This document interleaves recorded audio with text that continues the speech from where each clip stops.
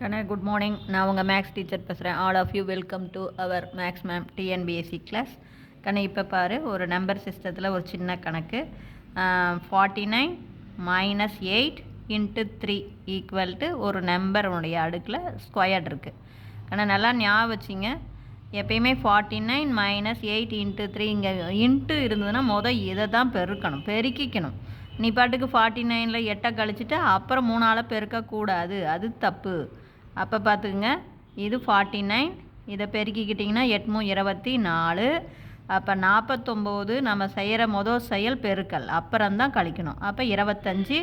அப்போ இதை 5 ஸ்கொயர்டுன்னு போட்டுக்கலாம். அப்போ ஆன்சர் நமக்கு 5.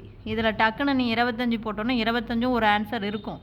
அப்போ பார்த்தோன்னா டக்குன்னு 25 போட்டுறக்கூடாது. ரொம்ப கவனமாக பாருங்கள், 25 எதனுடைய ஸ்கொயர்டாக இருக்கணும் அப்படிங்கிறது. அப்போ இதே மாதிரி ரெண்டாவது கணக்கு பாருங்கள்.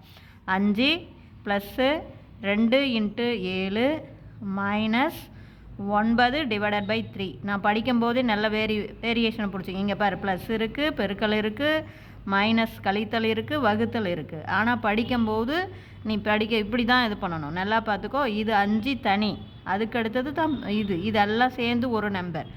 2 × 7 இது ஒரு நம்பர். அடுத்தது 9 வகுத்தல் 3 இது ஒரு நம்பர். அப்போ பெருக்கல் செய்யணும். அப்புறம் பாரு, இங்கே பாருங்க, வகுத்தல். இது ரெண்டையும் செஞ்சுக்கணும். இது 5, அப்போ ப்ளஸ்ஸு. இப்போ செஞ்சுக்கோ. இது 7 2 இதுதான் 7 2 14ன்னு பெருக்கி போட்டுங்க. அதே மாதிரி இதை வகுத்து போட்டுங்க. -9 3ஆல் வகுத்தா 3. இப்போ இதை கூட்டினீங்கன்னா 19.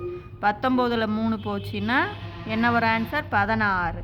16 2ன் அடுக்கு என்னவா எழுதலாம்? 2ன் அடுக்கு 4. அப்போ நம்ம ஆன்சர் 4. புரியுதா தங்கம்? இதில் குழப்பிக்கக்கூடாது. பெருக்கல் செயல் வகுத்தல் செயலை செஞ்சுக்கணும். அப்புறம் தான் சிம்பிளிஃபை பண்ணணும். நீங்கள் பாட்டுக்கு அப்படியே இதை கூட்டி அப்புறம் பெருக்கி அப்புறம் கழித்து அப்புறம் வகுத்து அப்படி பண்ணிடக்கூடாது, அது தப்பு. இதை பெருக்கல் அப்புறம் வகுத்தல், இது தனித்தனி நம்பர். பெருக்கி போட்டுக்குங்க, வகுத்து போட்டுங்க. இப்போ சிம்பிளிஃபை பண்ணுங்கள். அதே மாதிரி ரேஷியோ கணக்கில் பாருங்கள். 7:x = 17.5 22.5. புள்ளியை நீக்கிங்க, ஏன்னா ஒரு டிஜிட் தள்ளி தானே இருக்குது. அப்போ இது 175, இது 225. இதை சிம்பிளிஃபை பண்ணிக்கலாம் 25ஆம் வாய்ப்பாட்டில். அப்போ இது 7 டைமு, இது 9 டைமு. அப்போ தேர்ஃபோர் எக்ஸுங்கிற இடத்துல பார்த்தாவே 9 வந்துடும். அல்லது வேறு மாதிரி கணக்கு உங்களுக்கு வந்தது அப்படின்னா, அதாவது இடையெண்களின் பெருக்கல் பலன் கோடு எண்களின் பெருக்கல் பலனுக்கு சமம். அப்போ தேர்ஃபோர் x = 7 × 9 / 7 அடித்து போட்டிங்கன்னா 9. புரிஞ்சுதா கண்ணு? இதுதான். Wish you all the best.